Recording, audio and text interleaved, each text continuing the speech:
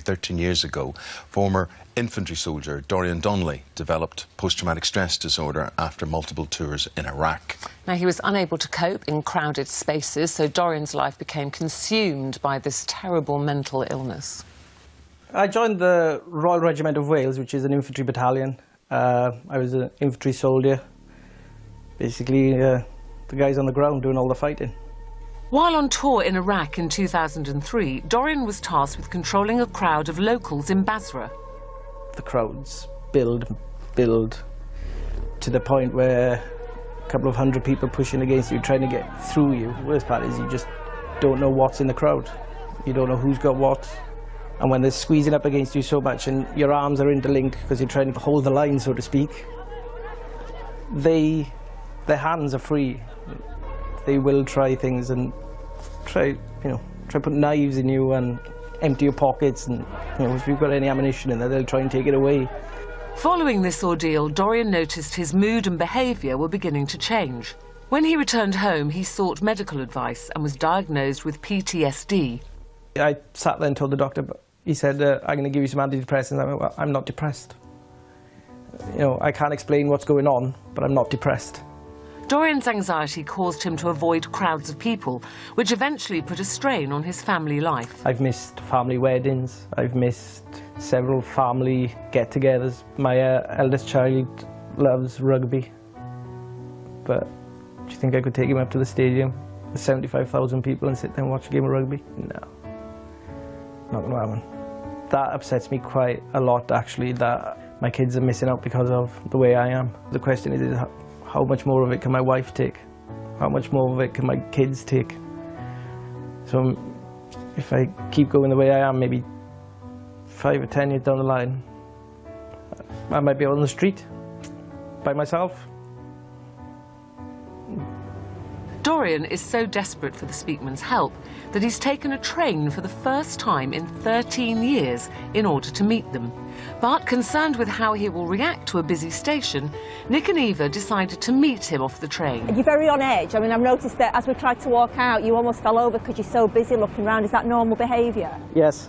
It is? Yeah. So you're scanning constantly? Constantly. While I'm here, I can't switch my mind off. You're constantly looking round. What are you looking for? I'm not quite sure myself. I just don't feel comfortable here. So what do you want to do right now? Go. You want to go? Want to go. Come on then, let's go. This just doesn't go away. My doctor turned around and told me, this is a lifelong process. This doesn't go away. What we want to happen is for you to be in studio on Remembrance Day, which means that you will not only have to get on a train again that's potentially crowded, but you're going to have to navigate through London to be on the show. How does that make you feel right now? At the moment, it's a no-go, in a way. You couldn't do it? No. Okay. The therapy begins with Nick and Eva asking Dorian to identify the specific dangers he felt on that day 13 years ago. Has somebody got a weapon in the crowd? This is around the time that they were beheading soldiers out in Iraq. So, in that moment, at any point, you could lose your life, basically. 100% you could lose your life. Yeah. So, what your mind does is say, if I don't lose my life, and I actually survive this situation, never ever put me in this situation again. When you've given that command,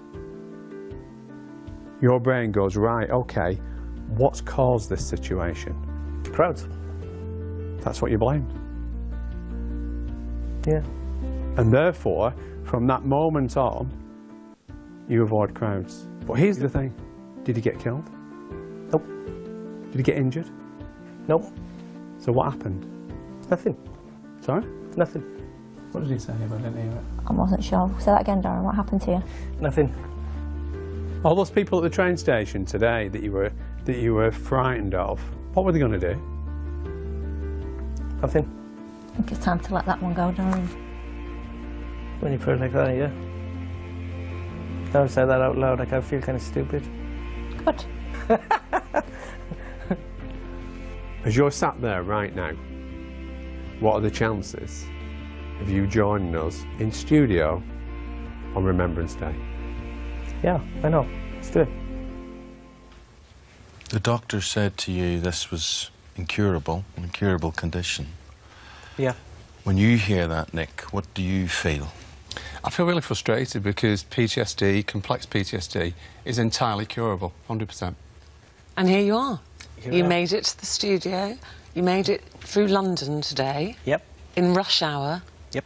I mean, a lot of people struggle through rush hour and find it difficult. How was that experience? I found it exciting. Did you? Yeah. And you're smiling, mate. You're you know- smiling. Look at you. Here you are. These are the pictures recorded this morning. You're not rubbing your hands together. There's your lovely Danielle. wife there beside you, Danielle, holding hands. You look chilled. I've never felt this relaxed for a very long time. How much did you believe when you met the Speakmans and you went for that session that that was going to work I didn't believe, at all? to be honest, no.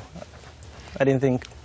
And at what point during some of that we saw, obviously we didn't see all of it, when did you start feeling that something was happening and how did it feel? How can I explain it? It's as if the entire world was taken off my shoulders. My body actually felt relaxed for the first time in a very long time. Like a weight being lifted Yeah. that quickly? I felt like I was slumping in the chair. Remember that relaxed feeling? I mean, but you wouldn't be relaxed. I mean, I know you like sport, but you still wouldn't be relaxed enough to go to a big sporting event, would you? Yeah. No, you wouldn't. Oh, yes, I mean, sir. if I showed you this, like, for instance, have a look here. I mean, where are we looking at there?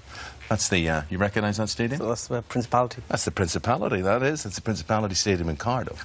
So you wouldn't be interested in 2 tickets to go and see Wales against England in the Six Nations, would you? Would you? Because we can tell you Welsh Rugby Union have invited you to the Six Nations and they have sent you these 2 tickets. If you're up for it, they're yours. Try and stop me. Very good, very good. Thank you very Will much. Danielle be going? Are you going to be going with that? You... No. Maybe one of your boys. Thank you. Well done, Thank you both. Speakmans, Thank you as very much. always.